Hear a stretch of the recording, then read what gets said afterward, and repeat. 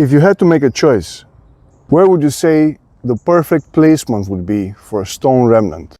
That's a good spot. Hey brothers, I recently started spamming the Earth Spirit. I was of course in the middle of Ember spamming to learn and master the Ember Spirit hero. So I had about 43 matches, I believe, or 44 on Ember Spirit, and I was really I was becoming quite good at it. I mean, I have some ridiculous win rate, like 70% or something, which is, 43 is a very small sample size, but it's not nothing.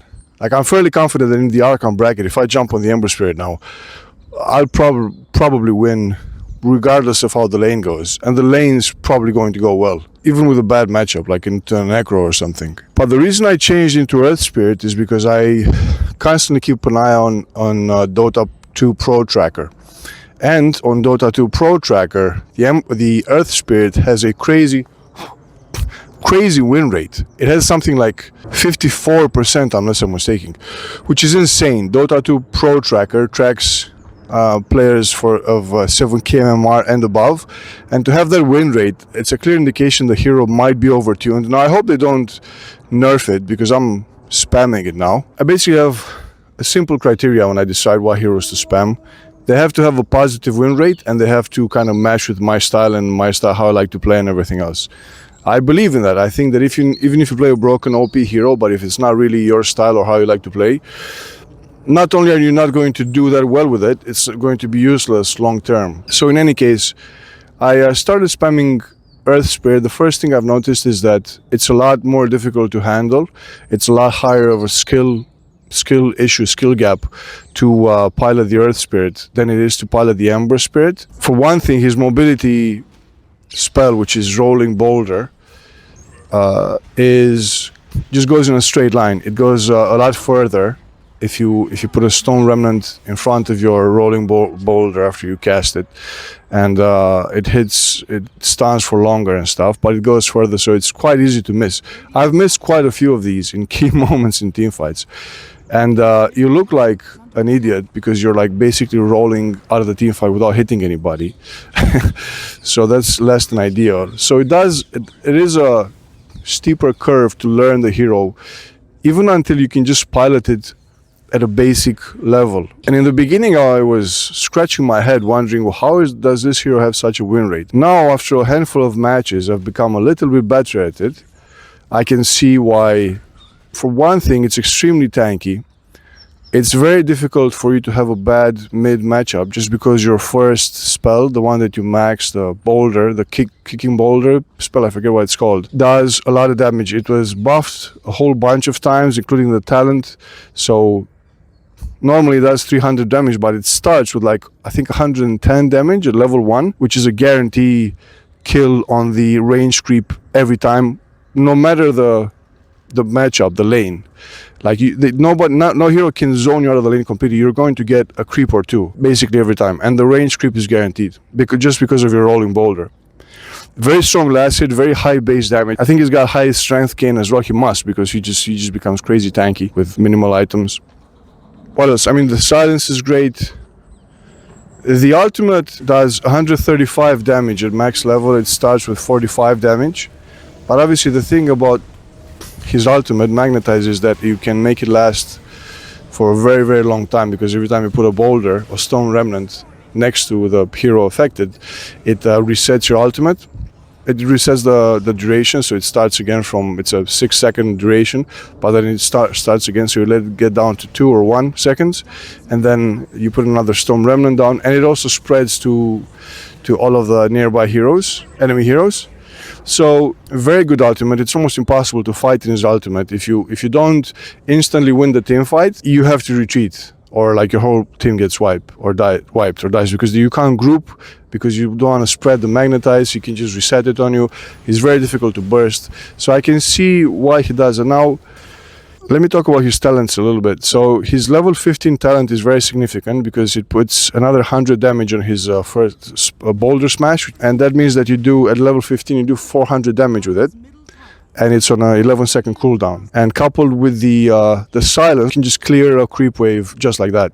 right? That's 700 damage. You clear the creep wave, and then you can. It's also a lot easier to farm the jungle with him than I thought. You can just even without stone remnants, you just kick whatever creeps, and then you hit them twice, and they all die. It's much faster than like something like a void spirit or something. And in the late game, at level 20, he gets a 25% duration on magnetize. I think it's just duration. I don't know if it's damage as well, but it's a decent talent. But at level 25, you put magnetize on yourself, and that is fucking crazy because there's no counterplay. There's nothing the enemy can do. They can't purge it off. They can't. It just instantly.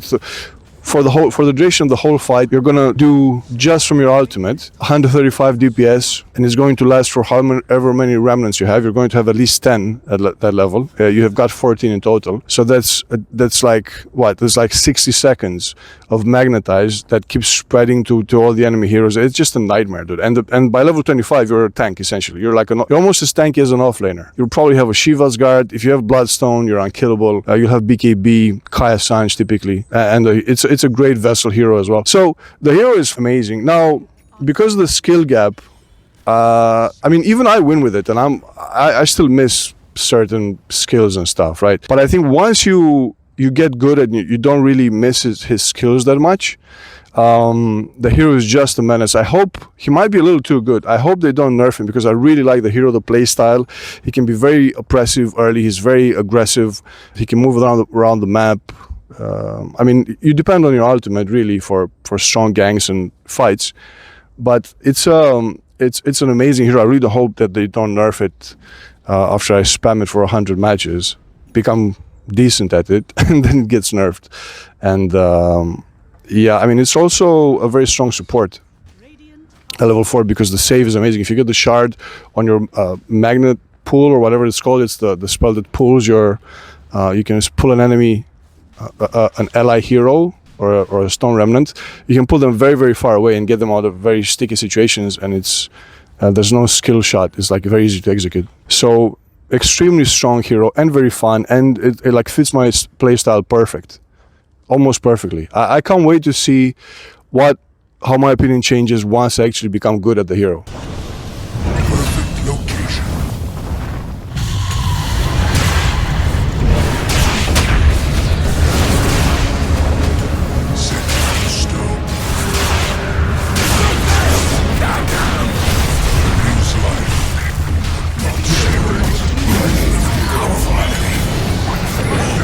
Now, to compare it with the Ember Spirit for a little bit, I do think it's stronger than the Ember Spirit for several reasons. For one thing, the Ember Spirit, because it's an agility hero, it just never gets as tanky naturally, so it's a lot easier to burst. I still can't quite tell if it does more damage than the Ember Spirit. I still think the Ember Spirit is the king of damage and probably movement. I would rate the Ember Spirit with his Ags as high as the Storm. Maybe. Or maybe just, he may as well be as high as the Storm. Just because he's got an insane Ags. And with the Refresher, you've got 10 Remnants. Which is just cuckoo bananas. The hero gets cuckoo bananas with Ags and Refresher. His Flame Guard at level 15, you've got a talent that does an extra 100% damage, so that's 100 DPS on the Flame Guard. And his... Basically in the early to mid game, the Ember Spirit is much stronger. To me it feels a lot stronger. Once you hit level 15 on the Ember, and you have your maxed out and pointing the talent Flame Guard, it's all over. I mean, you just it's very difficult to fight into. Yes, it is a hero that needs a bit of a snowball. You don't want to fight from behind because you're a lot squishier than the Earth Spirit, who even from behind still does everything he wants, and he's still very tanky. It's a strength hero. But in the late game, I think, now that I say it, I don't even know who has better scaling, to be honest. It's just that the Earth Spirit is a lot easier to pull off, and his Magnetize is such a nightmare to deal with. Ember might still do more damage, just as burst damage. You've got 5 remnants on your ags, which do 300 damage per explosion and give you crazy mobility, crazy chase. Oh, I'm too close to the street now. I was gonna wrap the video up anyway. I just wanted to make a video about this because I'm loving the hero. Sometimes I try a new hero mid hero out, and it does great if it's broken, that patch or whatever. But if it's not my style, I quickly quit. I mean, I don't play it. That's why I'm not spamming Keeper of the Light. I could have had like crazy, probably a few extra 100 MMR with Keeper of the Light, but it's not. I don't like the playstyle. It's just boring to me, and also it's a broken hero, right? It's just, I don't know. Yeah, but the Earth Spirit fits my style perfectly, and I love it. And we'll see what my win rate is when I hit 100. I'll see you in the next video. Amphibious out.